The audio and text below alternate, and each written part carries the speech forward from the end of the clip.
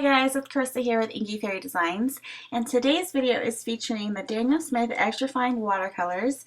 You guys know how much I absolutely love these watercolors if you follow me on Instagram or my blog. I even have a couple videos featuring them. Today we're taking a look at the 238 color chart here. You can see this is absolutely a great way to get to know the Daniel Smith watercolors. You get each 238 colors on these 4 watercolor sheets. The dots are actual watercolors, so you can use those to paint and color, create your own palette so you can see which colors you like, which colors you're drawn to, which colors you want to actually go out and buy the tube of before you invest that money, because I think they are a great investment and they will take your watercoloring to the absolute next level if you're in love with this medium like I am. And one of the things that I really love about the color chart is that on the bottom of each sheet it tells you the color information. So it'll tell you what the light fastness rating is, which is important if you're an artist and you want your work to last. You'll want to pick colors that have a very good light fast rating. It also tells you if it's staining, non-staining, about the granulation, about the transparency, and also the Primatech series are marked clearly on these sheets, which is awesome because the Primatech series are probably one of my favorite of the colors of the Daniel Smith watercolors, because they use the actual pigment from the rocks and the minerals to make these colors, and you get so many awesome variations. They're just gorgeous, and like bronzite genuine, and there's so many of them. Amethyst genuine. One of the ones that I want to get is Sugilite genuine. It's just beautiful shimmery purple.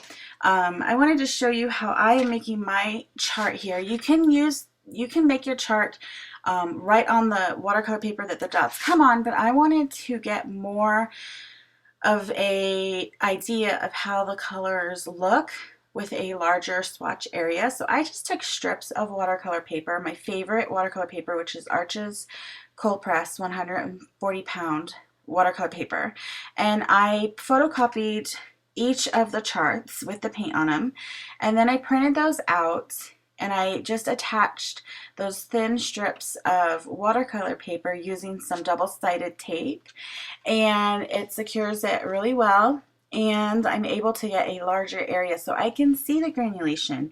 If it's noted on here, I can see that. I can see the shimmer of some of these Primatech and also the duotones. You can see all of that, because if you do it on the chart, it's a small area. Sure, you could do it. You'll get an idea of what the color is, but I just wanted to show you kind of how I wanted to use it personally to get more of an idea of what the color is going to look like when I add more water, when there's less water, kind of that variation that you get when you use watercolor. So this is what I've decided to do. You can do however you want. You could make larger swatches if you wanted to. There's definitely a lot of paint and pigment on these dots, so I highly recommend them. I know that Blitsy carries them. If you go to blitsy.com, you can purchase yours there. Also, I want to tell you that Daniel Smith has been very generous and given me 2 extra 238 color charts to give away for you guys today. So check out my blog at www.inkyfairydesigns.com. The link is below and you can find out how to enter to win. But I'm sure that you want to see if you can actually use these colors to stamp and paint or color, and you absolutely can. You get that much paint on these cards, so you can really experiment with them, play it around with different colors, and build your own palette that way when you want to go ahead and invest in the full tubes. So I wanted to take some time and color this image. I have stamped it. It is by W+9, and all the information will be on my blog.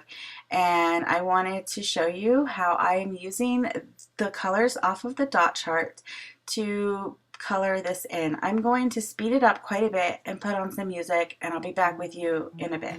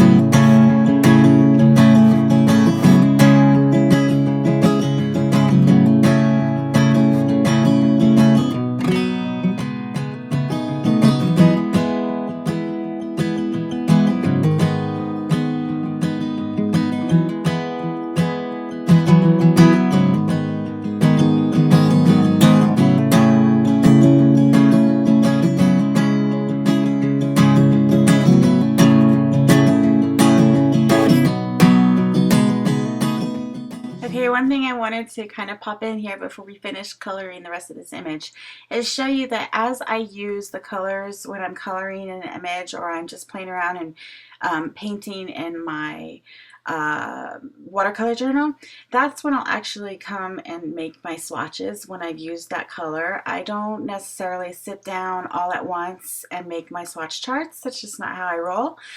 But you can do it however you want. I just kind of wanted to show you how I'm doing it there. And then here we're going to go in and finish coloring in the flowers. And with the background, I did a wet on wet watercolor technique.